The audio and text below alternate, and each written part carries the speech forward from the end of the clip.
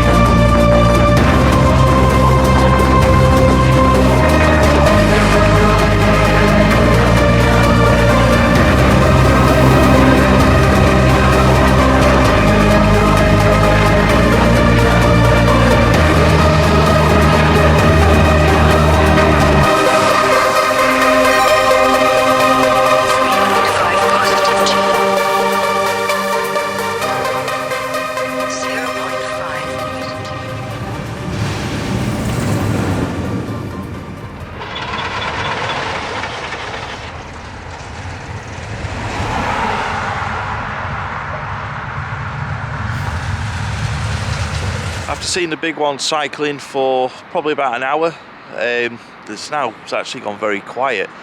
When doing these testing updates and just updates at the Pleasure Beach in general, you do require a lot of patience, because there'll be a lot happening all at once, and then there'll be nothing for ages, and then it'll be all go again, and then it'll stop again. So that's something I've learned over the years doing these updates, and we'll say it again, if you are enjoying this video, please give it a thumbs up. There is more to come.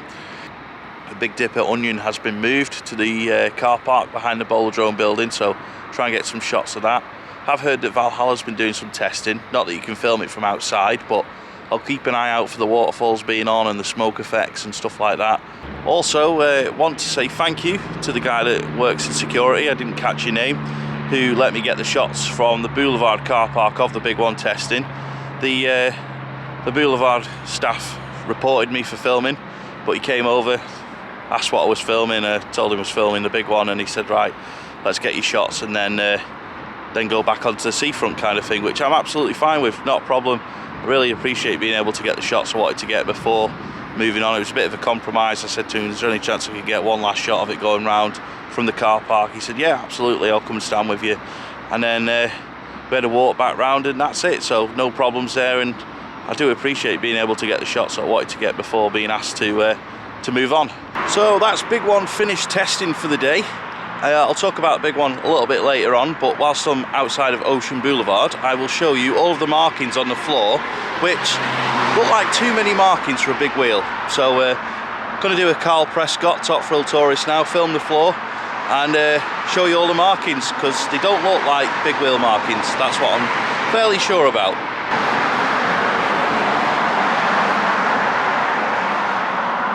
So all these markings are next to the boulevard. Now, if Pleasure Beach were building a big wheel behind the Bowlerdrome, why would there be all these markings by the Ocean Boulevard buildings and the boulevard? There's no big wheel that's that big. But all these markings point towards the buildings as well. And they go on all the way up to that bus stop, these markings. And all the way back up there as well. So far too many for a big wheel, if you ask me. There has been talk that the Ocean Boulevard buildings near to the boulevard are going to be converted into Airbnbs.